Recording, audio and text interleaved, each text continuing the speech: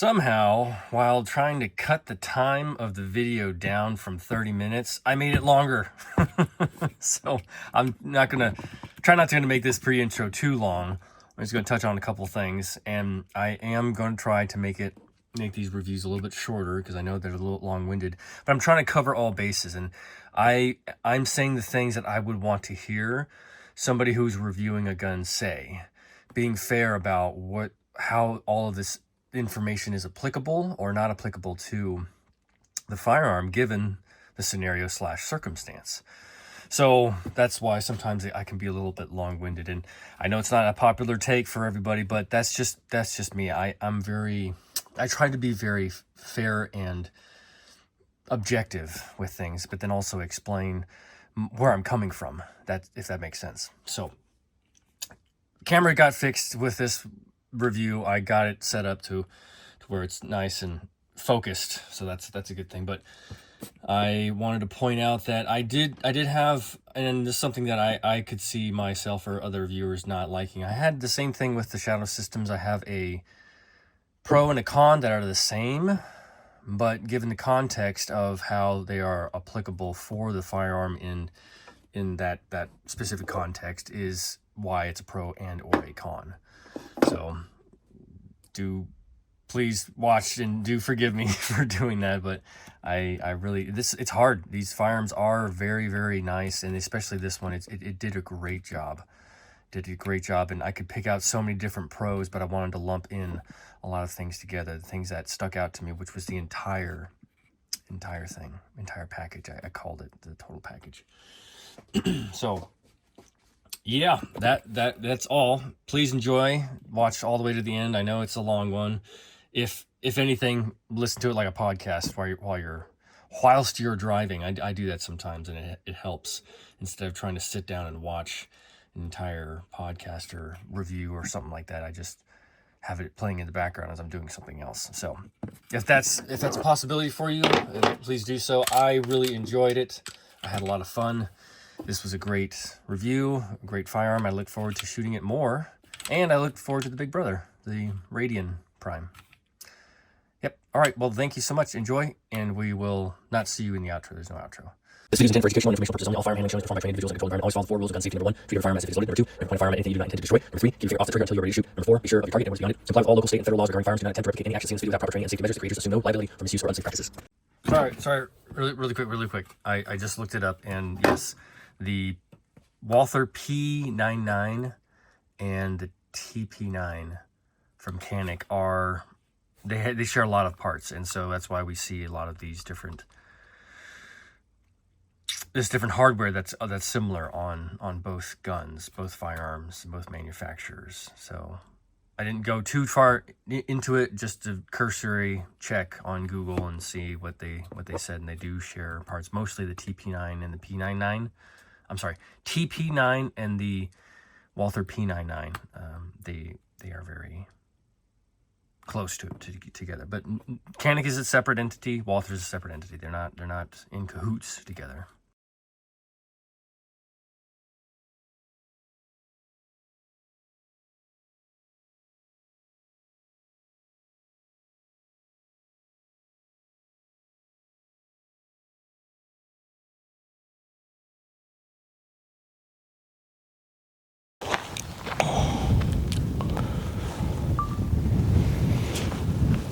Hello, welcome back to the Pew, here for a 1,000-round review of the Canik METE MC9 Prime. Thank you for being here, for joining me. I think I'm going to shoot just a couple of rounds, maybe even 5 rounds through it, just to get another feel for it.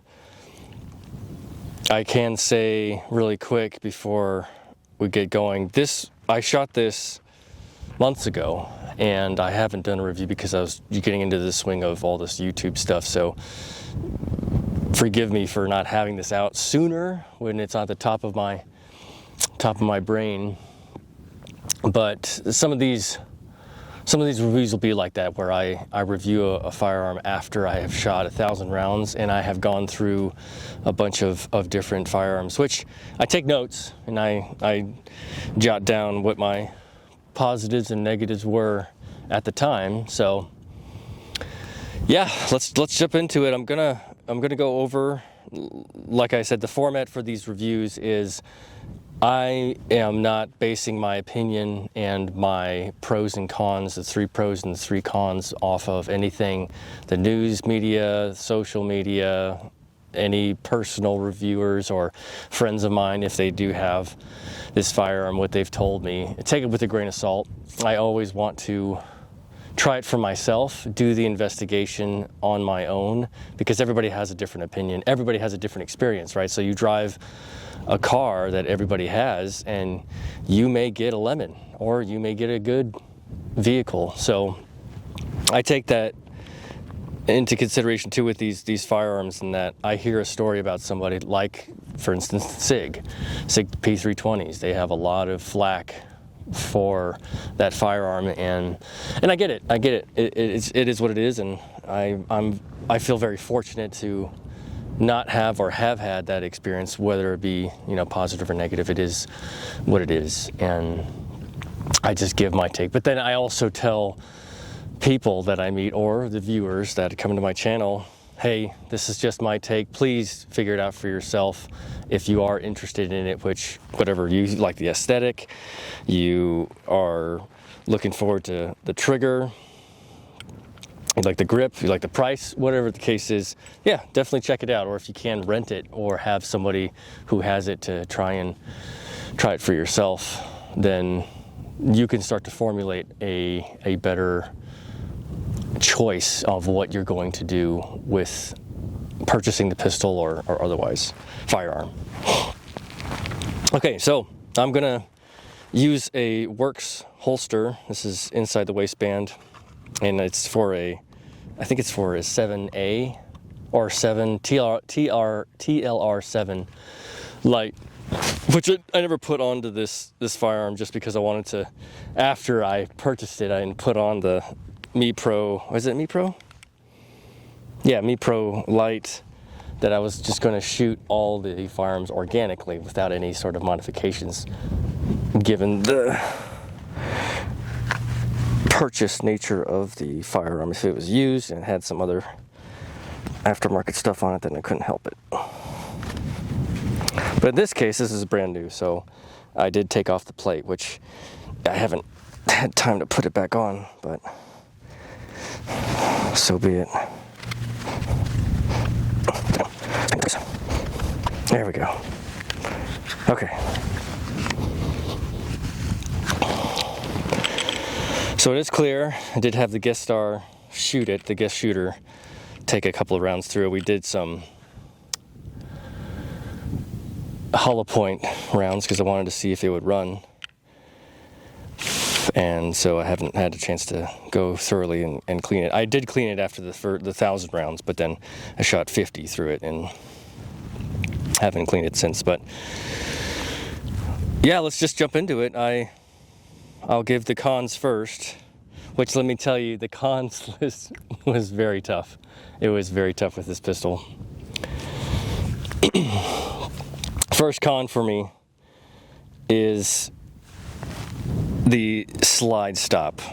And I know this is through all Canics and all Walthers, because they share, I don't know the history and I'll have to look it up, but they share similar parts manufacturer or just parts in general, because the slide stop is on the Walther. Actually, oh, well, I have it in my vehicle. I'll just look at it later. But anyway, the slide stop is large. It is large and long, and that's good for the confidence of having the slide come forward, or even, you know, pushing it up, because you can have any type size hand to then do that. But for the shooting position, obviously you have to adapt, and I had to adapt and move my hand over, or else the slide would not stay back after the rounds had been spent. But I'm used to having my thumb closer to the firearm, so you know, I have more skin touching, more points of contact on the firearm. So that was a negative. I didn't like that I had to move my hand over. Again, this is a nitpick really, because the slide stop is fine. It operates properly. Being too big is a personal preference, but that's the one negative that I have. That's because everything else about the firearm really is just great. But I'll go over that too. The port. Okay, so that first one is the slide stop. It's too big. It's too big, and I have to adapt and move my thumb over, or else I'm not gonna let the slide stay back after the rounds are spent. The ports, plural, 3 ports through the barrel. I don't know if they really have an effect, because I shot this in tandem with the Shadow Systems CR920 XP, which has a compensator on the front, no ports in the barrel.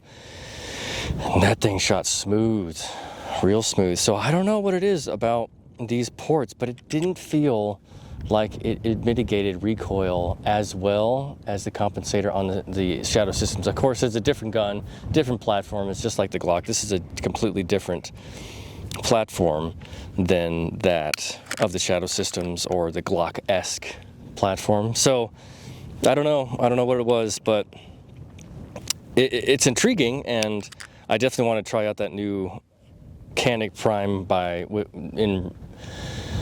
in collaboration with Radian. But for right now, this port system, I don't know. I didn't think that it really helped all that much. I'm going to give it a couple of shots here. Let's do 5.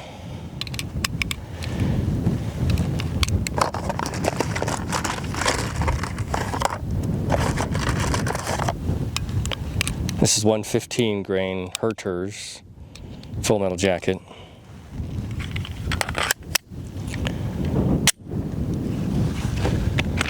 I just remember shooting it after shooting the Shadow Systems, that it had more of a snap to it than I anticipated for this size firearm. Also the ports. I'll shoot at I brought in the yardage, so it's at 12. Oops, it's at 12 and 15. The wind's picking up. Not that I'm going to be doing any sort of real shooting. It's just to get my feeling for the firearm.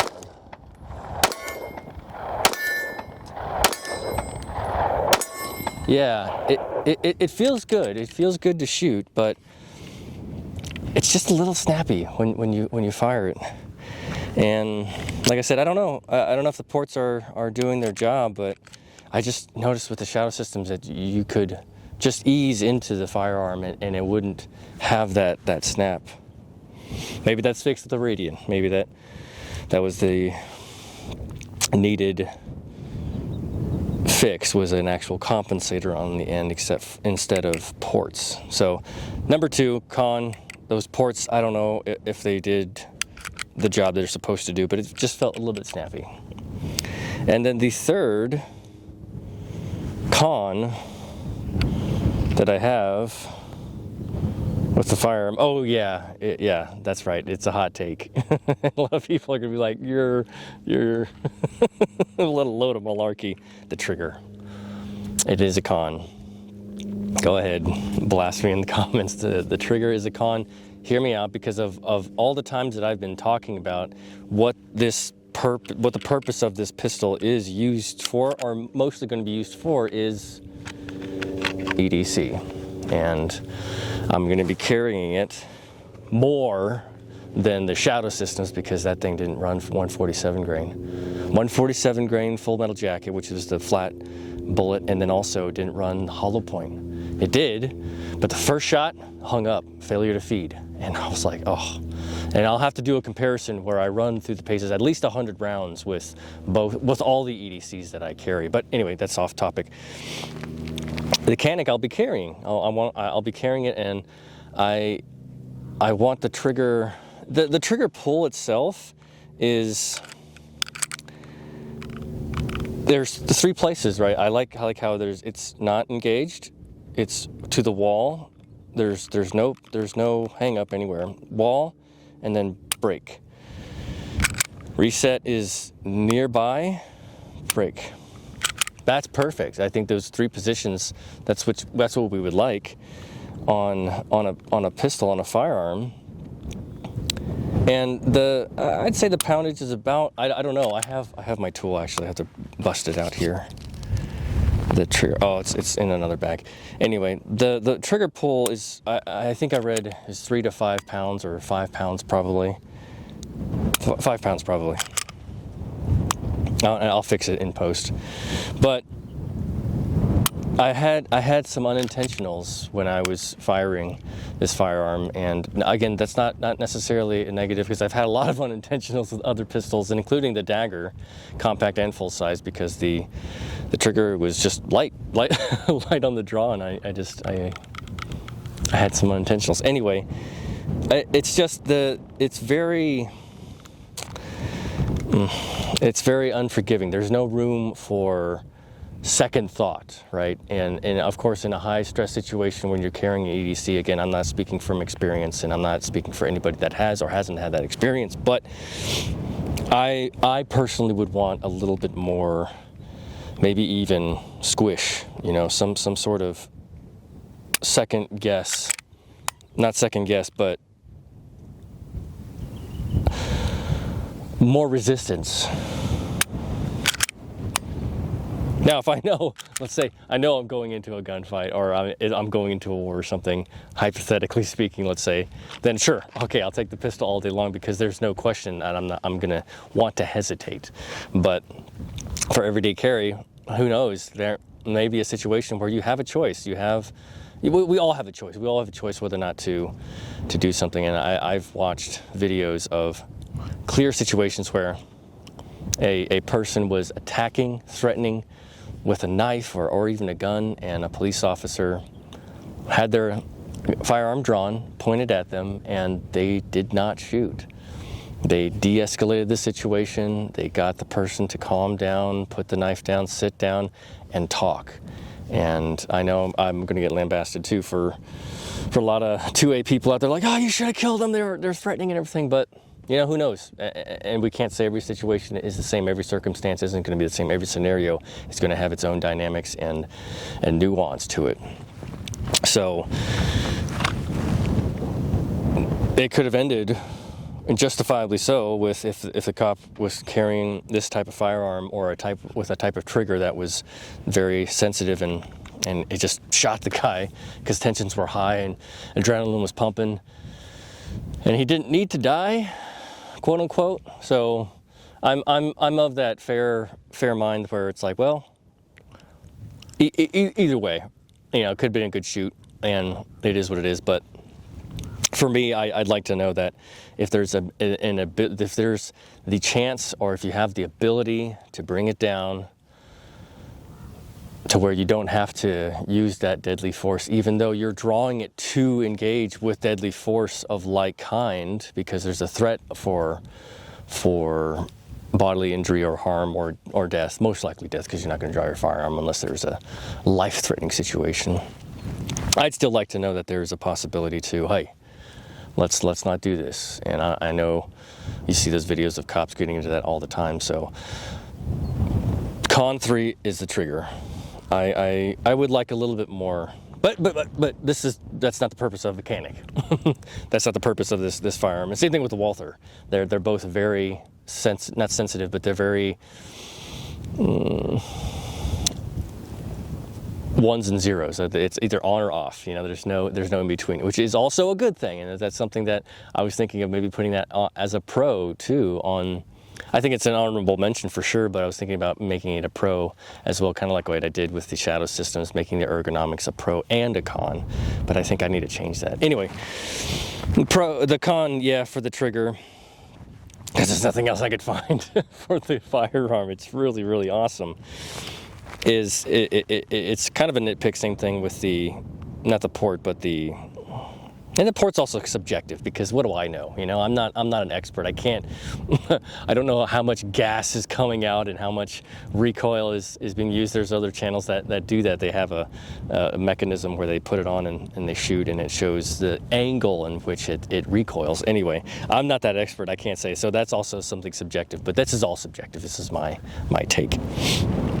The slide stop is definitely a nitpick because it's personal to me, but then also the trigger is personal to me, and that it is a little sensitive. So I keep saying sensitive, but it's just on or off, and I'd like maybe just a little bit of play with a EDC firearm. Now with the competition, no, all day long you want that thing to be on it, you know, fast reset and just one on and off. That's all you want. So that's good. For competition, this is a great trigger. But for EDC purposes of the firearm, right?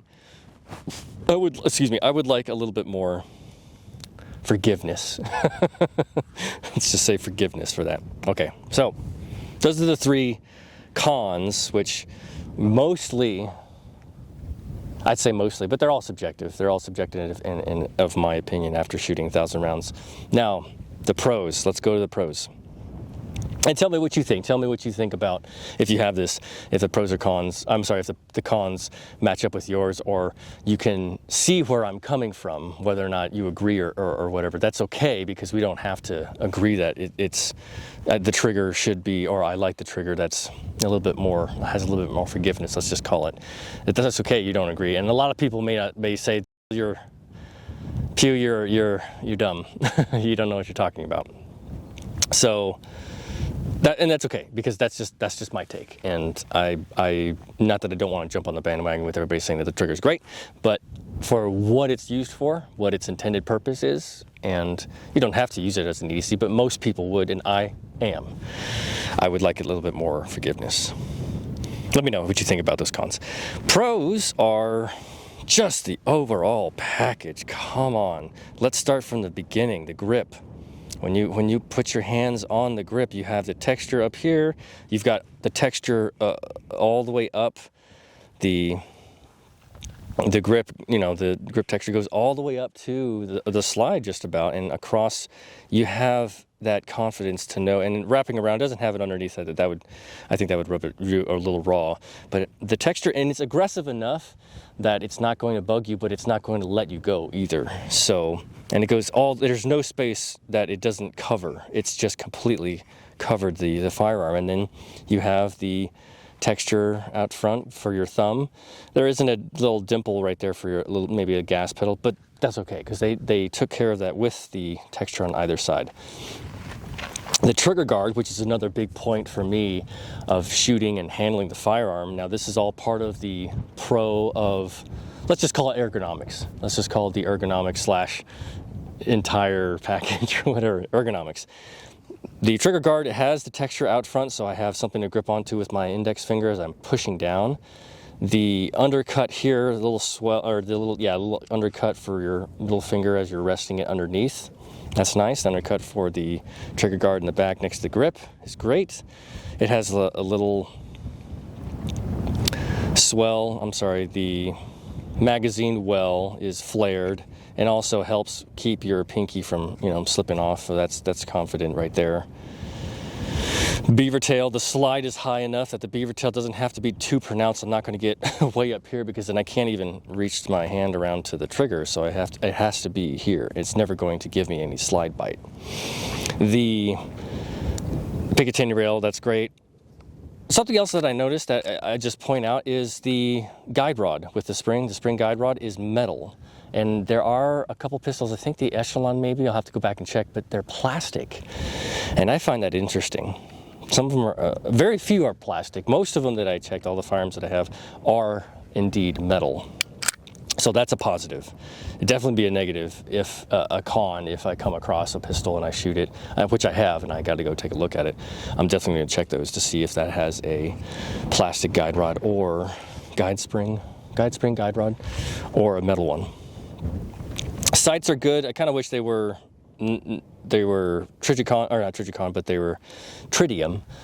so that the gas that burns, the radioactive gas that burns at night or day, you can see them at night. But these are fine for what they are. They're just fine. Texturing on the slide is great. The serrations are very grippy.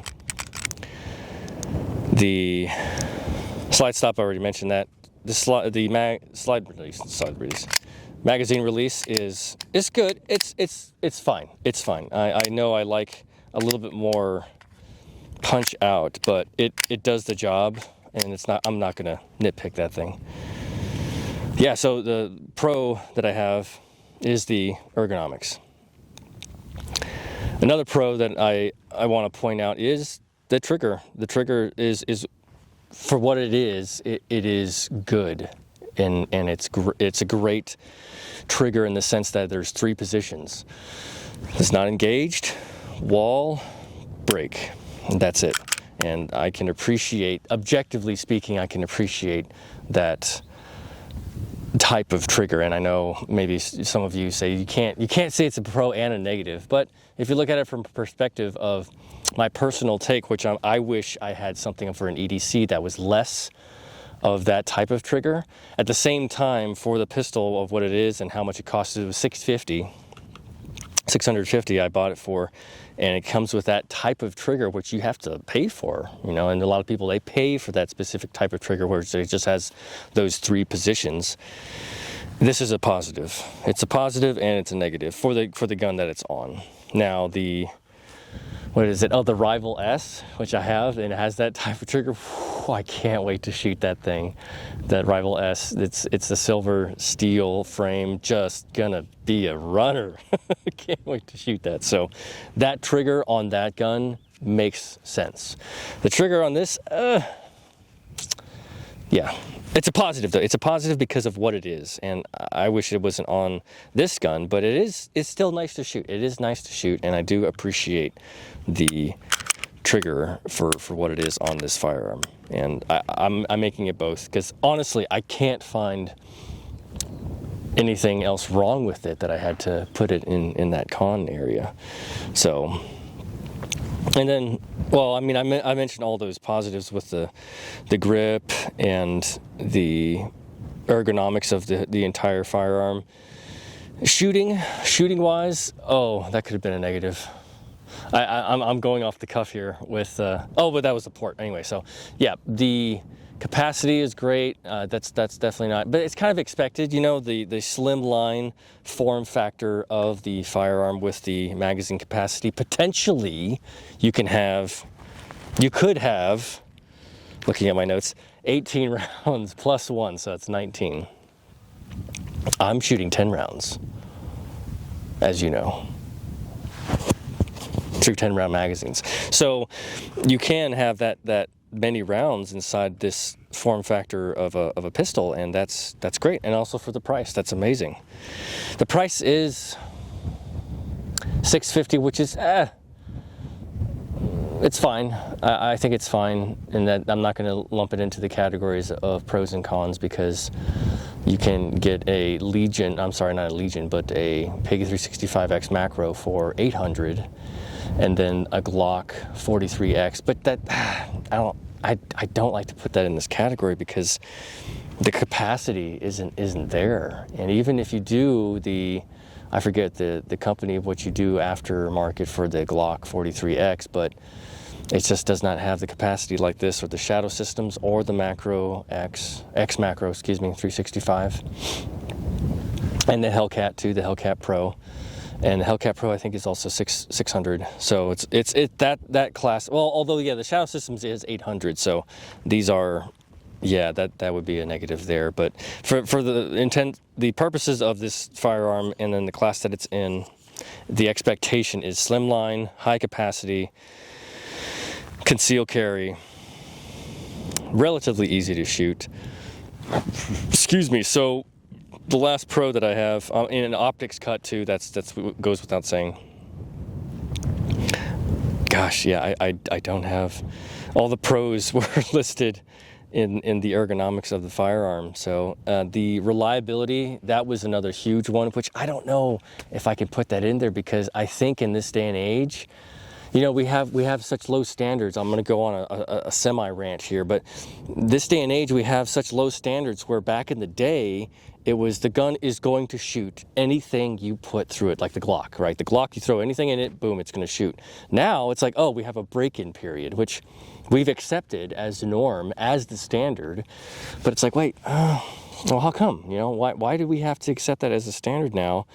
Just because, I don't know, they can't pump out a product that is ready to go with all types of rounds right out of the box. Now, again, that's just my 2 cents, my thoughts.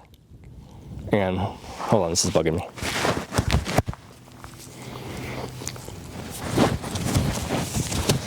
But I don't think that the standard should be set lower than it was before, even though we have all these modern amenities. Technology, I would like to think that technology should scale evenly with the reliability of past technology, right? You can depend on it doing a thing that it was made to do in tandem with improving on the platform through iterative steps over the years as it evolves into what it is now.